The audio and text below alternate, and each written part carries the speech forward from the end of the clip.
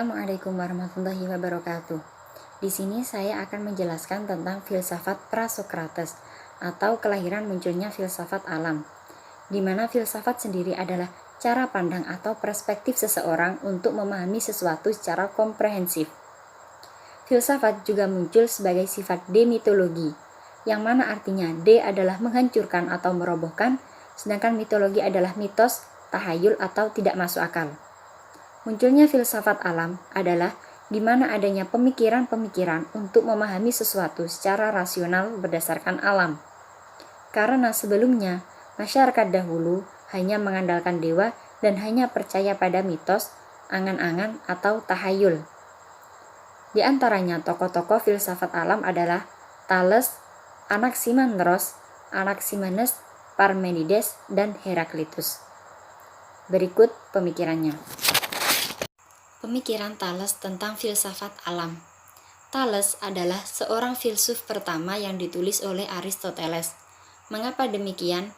Karena Thales adalah orang yang pertama kali berani mengkritik mitos-mitos orang Yunani. Dia berpendapat bahwasanya air adalah segala-galanya dan semesta ini bermula dari air. Karena dia melihat lautan yang begitu luas sementara daratan lebih kecil daripada lautan. Sehingga dia mengambil kesimpulan daratan muncul dari lautan. Dia juga berpendapat seharusnya orang Yunani pada saat itu tidak menyembah dewa, namun air, karena air adalah segala-galanya. Selanjutnya, pemikiran Anaximenes. Pemikiran Anaximenes tentang filsafat alam. Tidak seperti air yang terdapat di api, udara merupakan zat yang terdapat di segala semua hal, baik air, api, manusia, maupun segala sesuatu. Karena itu, Anaximenes berpendapat bahwa udara adalah prinsip segala sesuatu. Pembentukan alam, semesta, menurut Anaximenes, adalah dari proses pemadatan dan pengecaran udara yang membentuk air, tanah, batu, dan sebagainya. Bumi, menurut Anaximenes, berbentuk datar, luas, dan tipis, hampir seperti sebuah meja.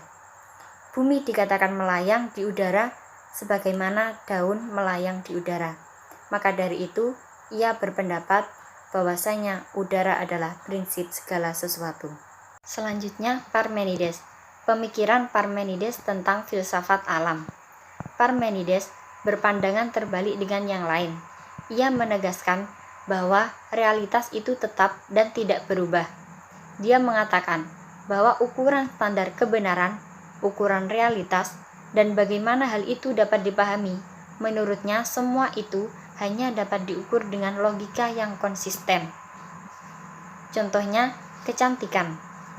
Kecantikan, yang mana kecantikan di dunia ini tidak akan tetap. Seiring berjalannya waktu, kecantikan akan memudar. Sama seperti halnya dengan pemikiran Parmenides, bahwa yang tetap adalah konsep logika yang ada di kepala manusia, sedangkan yang terlihat tidak akan tetap. Yang terakhir adalah pemikiran Heraklitus tentang filsafat alam. Pemikiran Heraklitus yang paling terkenal adalah mengenai perubahan-perubahan di alam semesta. Menurut Heraklitus, tidak ada satupun hal di alam semesta ini yang bersifat tetap atau permanen. Yang abadi adalah perubahan. Tidak ada sesuatu yang betul-betul ada. Semuanya berada di dalam proses menjadi. Paham relativisme semakin memiliki dasar setelah Heraklitus mengatakan, engkau tidak dapat terjun ke sungai yang sama 2 kali karena air sungai itu selalu mengalir. Menurutnya, keadaan alam ini selalu berubah. Sesuatu yang dingin menjadi panas dan yang panas menjadi dingin. Berarti dalam memahami kehidupan kosmos, kita harus menyadari bahwa kosmos itu dinamis, tidak pernah berhenti atau diam. Kosmos selalu bergerak dan bergerak. Itulah pemikiran Heraklitus tentang filsafat alam, bahwasanya semua yang ada di alam ini akan mengalami perubahan. Kiranya hanya itu yang dapat saya sampaikan. Mohon maaf jika ada kesalahan dan kekurangan. Wassalamualaikum warahmatullahi wabarakatuh.